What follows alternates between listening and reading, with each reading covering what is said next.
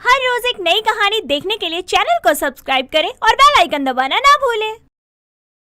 आनंदी अपने ससुराल में सबके साथ रहती थी। आनंदी बहुत ही समझदार लड़की थी।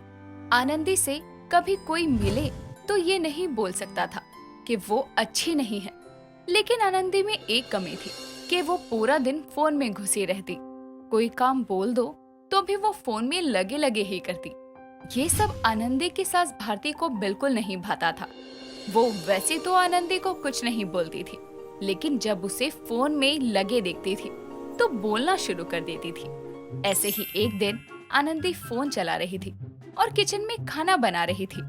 तभी वहाँ उसकी सास भारती आती है और आनंदी को फोन में गुस्सा देखकर कहती है, बहू तुझे कितनी बार बोला है कि जब खाना बना रही होती है तो थोड़ी देर फोन साइड में रख दिया कर। माँ जी, जब मैं फोन को चलाते हुए भी अपना काम कर ले रही हूँ तो साइड में क्यों रखना है? आखिर ऐसा भी क्या करती रहती है तू पूरा दिन इस डब्बे में? सुबह बाद में होती है लेकिन उससे पहले तो फोन में लग जाती है। अब तेरी शादी हो गई है, अपना पूरा ध्यान अपनी गृहस्थी पर दिया कर। माँ जी, आपकी समझ के बाहर है ये। और वैसे भी अब आपको क्या ही पता इस फोन के कितने मजे हैं, और आप पता करके भी क्या ही कर लोगी। आप रहने ही दो, मुझे मेरा काम करने दो। ऐसी कौन सी मीटिंग होती है तेरी इस फोन में जो मैं नहीं कर सकती हूँ? मेरा बेटा भी है इस घर में, बेटी भी है, लेकिन वो तेरी तरह पूरा दिन फोन में नहीं लगे रहते। तू क्या कहीं की महारानी है? माँ जी, आप खुद बातों में इतना समय बर्बाद कर रही हो और फिर बोल दोगी कि मैं फोन में लग गई थी इसलिए काम नहीं कर पाई। इसलिए बोल रही हूँ, मुझे काम करने दो। हाँ हाँ ठीक है, कर ले तू काम, लेकिन मैं भी पता करके ही रहूंगी कि आखिर तू फोन में ऐसा भी करती क्या है जो तुझे बाकी सबके लिए समय ही नहीं मिलता। भारती आनंदी पर नजर रखने लगती है और काफी दिनों तक नजर रखती है। उसे पता चलता है कि उसकी बहू ने इंस्टाग्राम पर अकाउंट बना रखा है और उस पर लड़कों से डेटिंग करती है। तो वो अपनी बेटी मधु के पास जाकर उसे कहती है, अरे मधु बेटा, ये इंस्टाग्राम है और लोग इस पर अकाउंट बनाकर कैसे बात करते हैं? अकाउंट में तो लोग पैसे डलवाते हैं ना, तो इस पर कैसे बात कर सकते हैं? जरा मुझे भी सिखा दे। अरे माँ, वो वाला अकाउंट अलग होता है और इंस्टा का अकाउंट अलग होता है। अगर हम इसमें अपना अकाउंट बनाते हैं तो हम अजनबी लोगों से भी दोस्ती कर सकते हैं और उनसे बात भी कर सकते हैं। फिर तो बहुत सही चीज है ये। मेरा भी अकाउंट बना दे, मैं भी तो खाता खोलूँ अपना इंस्टाग्राम पर, लोगों से बात करूँ।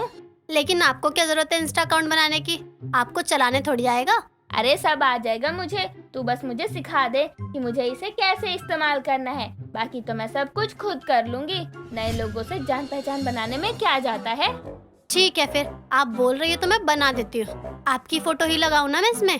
अरे नहीं नहीं, कोई अच्छी सी लड़की की लगा दे। मधु भारती का इंस्टा अकाउंट बना देती है और उसे चलाना भी सिखाती है। उसके बाद भारती आनंदी के सभी दोस्तों को रिक्वेस्ट भेजती है और सबसे बातें करने लगती है। उनमें से गोविंद नाम का लड़का भी बहू से बात किया करता था, लेकिन ये बात किसी को पता नहीं होती।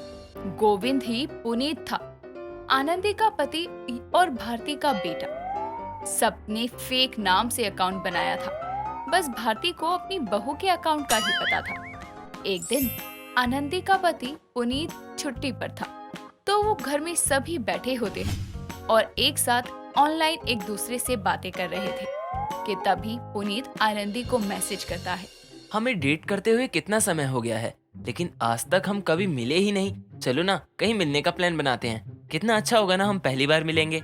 हाँ, बात तो सही बोल रहे हो तुम, लेकिन तुम्हें तो पता है ना, यहाँ इस शहर में नहीं रहती हूँ मैं, इसलिए मैं नहीं आ सकती। और जहाँ तुमने मेरा इंतजार किया है वहीं कुछ और समय इंतजार कर लो। अब और इंतजार ही तो नहीं हो रहा है ना मुझसे। कब तक हम ऐसे ऑनलाइन डेटिंग करते रहेंगे? पहले तो तुमने कभी कुछ नहीं बोला और अब बोल रहे हो। कहीं किसी और के साथ तो डेटिंग नहीं चल रही ना तुम्हारी, इसलिए मुझसे पीछा छुड़ाना चाह रहे हो? तुम पागल हो क्या? मेरी डेट कहाँ किसी के साथ चल रही है। लेकिन तुमने बात सही ही कही है। अगर तुम मुझसे मिलने नहीं आई तो मैं पक्का किसी और को डेट कर लूंगा। सोच लो अब तुम। अच्छा ऐसा है तो जाओ कर लो ना किसी और को डेट। मैं भी कर लूंगी फिर किसी और से डेटिंग। ठीक है, फिर तुम भी कर लो और मैं भी कर लेता हूँ। देखते हैं किसकी डेट पहले मीटिंग तक जाती है। ठीक है, देखते हैं। पुनीत आनंदी से ये सब बोलता है और उसके बाद दूसरी लड़कियों से बातें करने लगता है। यहाँ भारती के मैसेज का कोई रिप्लाई नहीं कर रहा था, तो वो लड़के के नाम से अकाउंट बनाती है और आनंदी को मैसेज करती है। हेलो, मैंने आपकी प्रोफाइल देखी, बहुत ही सुंदर है। ये आपकी असली प्रोफाइल है? जी हाँ, और आपने ये जो लगा रखी है ना, वो भी आपकी ही है क्या? जी हाँ, और बताइए अपने बारे में आप। जी पूछिए, क्या बताना है? वैसे पहले आप ये बताइए कि आप किसी को डेट कर रहे हो? जी नहीं, मैं डेट कर रहा होता तो आपसे थोड़ी बात करता। आप अपना बताइए कि आप किसे डेट कर रही हो। वैसे आप ये ऑनलाइन डेटिंग में विश्वास तो रखती हो ना? जी मैं भी तो डेट करने आई हूँ। बताइए, आप डेट करना चाहोगे मुझसे? दोनों की बातें होने लगती है और बातें बहुत आगे भी बढ़ने लगती है। उसके बाद भारती आनंदी के पास जाकर कहती है, बहू, तू तो सही बोलती थी, ये फोन तो बड़ी ही मजेदार चीज है। लेकिन तू बता, तू किससे बात करती रहती है? अब तो मैं भी सीख गई हूँ ये चलाना, मुझे भी आता है अच्छे से सब कुछ। माँ जी आप मेरी छोड़ो और आप अपनी बताओ, किससे बात करती हो? हाँ हाँ बहू, तू तो यही बोलेगी कि मेरी छोड़, क्योंकि डेटिंग भी तो करनी है ना तुझे। क्या डेटिंग? ये किसने कहा आपको? मैं कोई डेटिंग नहीं करती हूँ। मैं तो बस टाइम पास करती हूँ वीडियो देखकर, और ये डेटिंग तो मुझे पता भी नहीं है कि क्या होता है। मेरी बहू भोली ही इतनी है कि उसे पता ही कहाँ है कुछ। चलो कोई बात नहीं, मैं बता देती हूँ डेटिंग क्या होता है।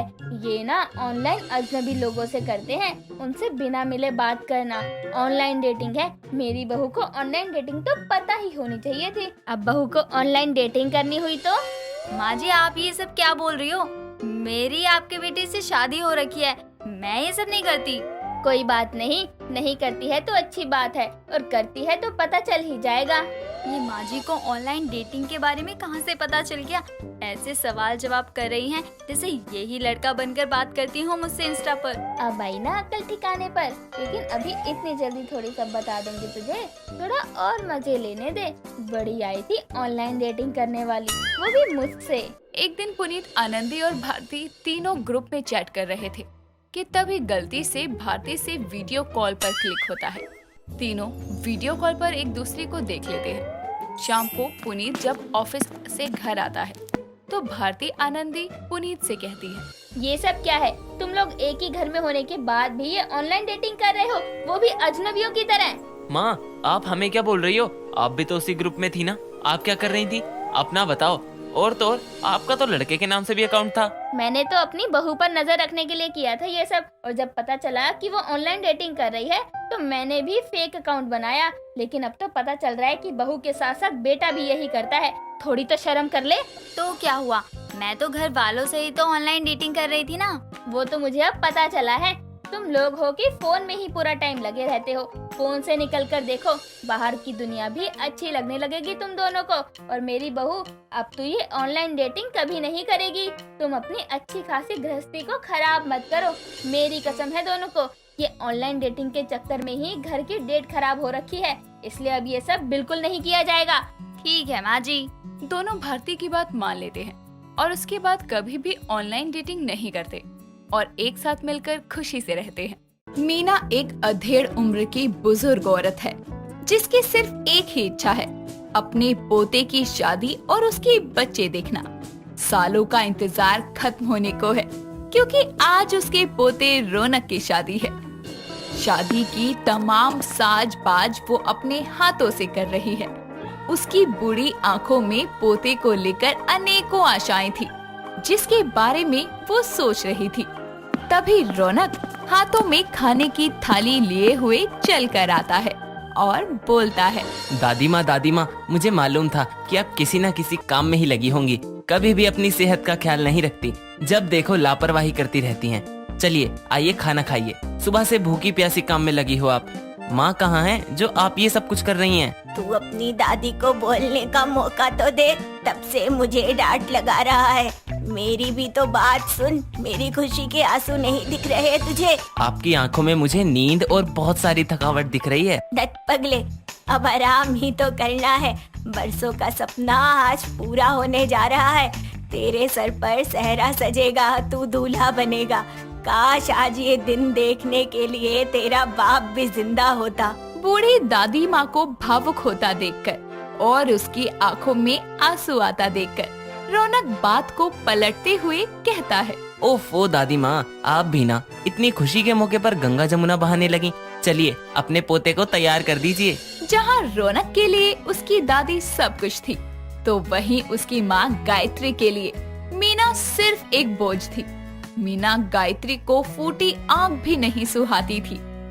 दूल्हे के लिबास में रौनक घोड़ी चढ़कर अपनी होने वाली दुल्हन के घर पहुंचता है, जहां सभी रस्मों रिवाजों के साथ दोनों शादी के बंधन में बंध जाते हैं और रौनक अपने घर वापस आता है, जहां गायत्री हाथों में आरती की थाली लिए हुए खड़ी होती है।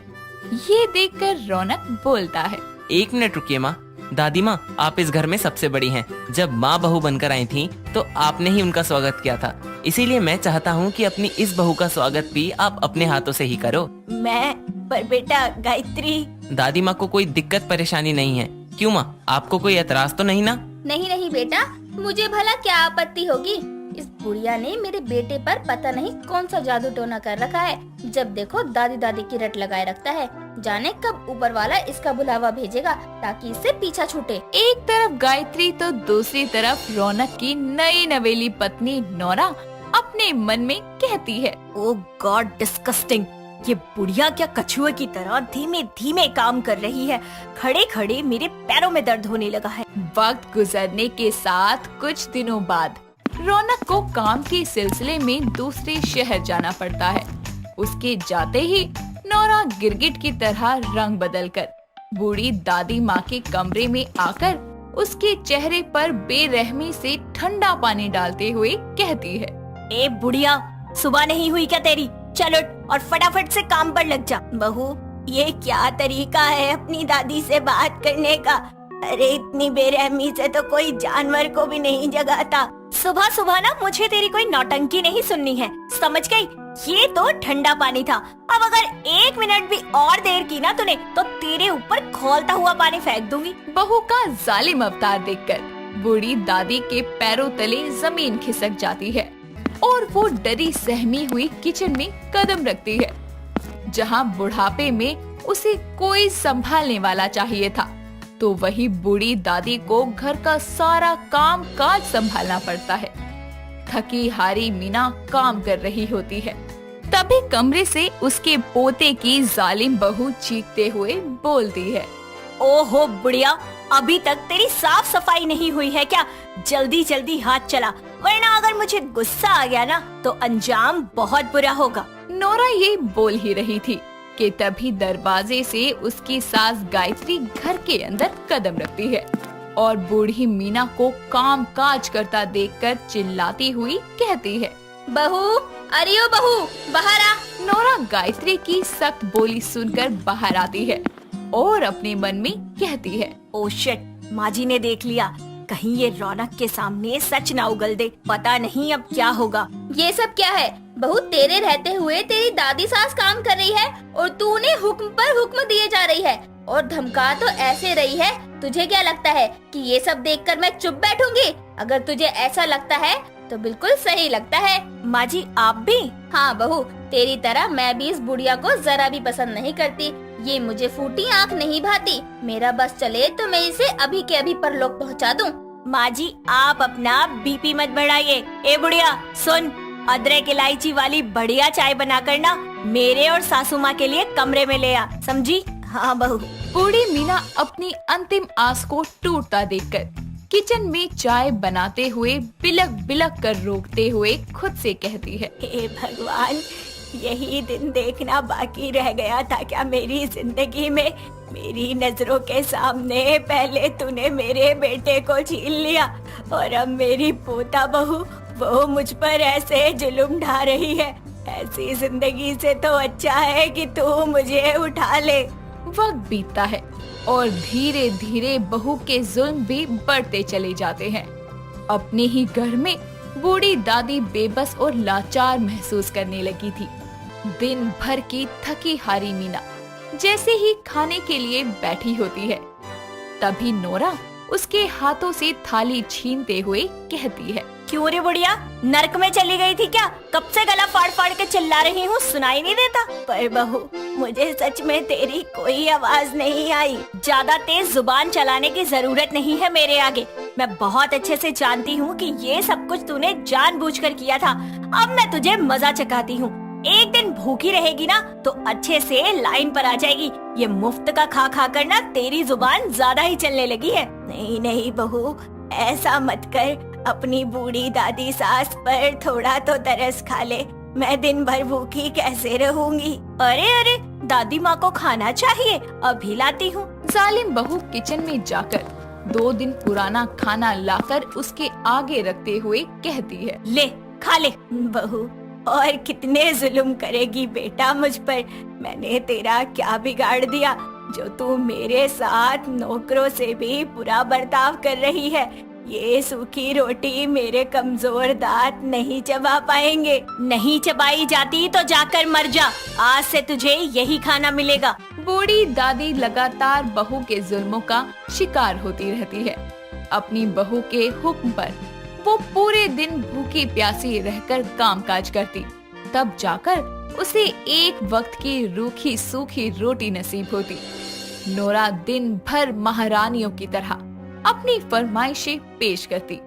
कभी वो कमरे में गंदगी फैलाती तो कभी रसोई में। मीना रसोई में ढेर लगे बर्तनों को धो रही थी, तभी एक तेज धार वाली कटोरी से उसका बुरी तरह से हाथ कट जाता है और वो दर्द भरी आवाज में कहती है, मेरा हाथ। अरे क्या हो गया?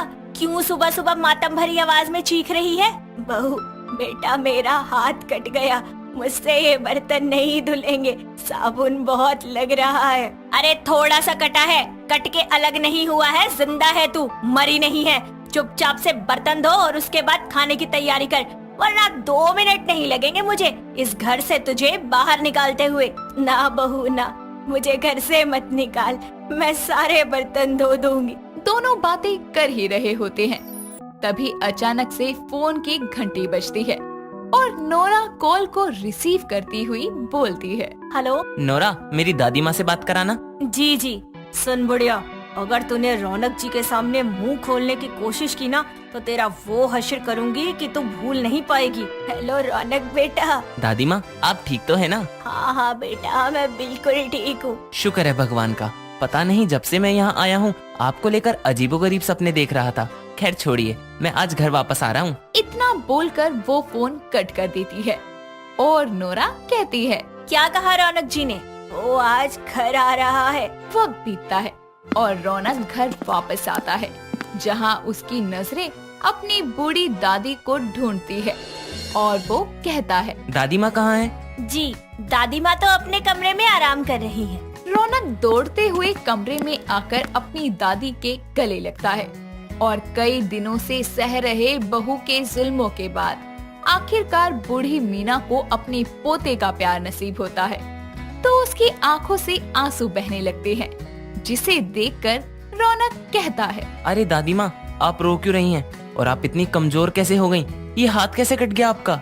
वो क्या है ना, आपके जाने के बाद दादी माँ आपको रात दिन सुबह शाम हर घड़ी याद करती थी, और आज इतने वक्त बाद आपको अपनी सामने देखकर उनकी आंखों से खुशी के आंसू आ गए, है ना दादी माँ?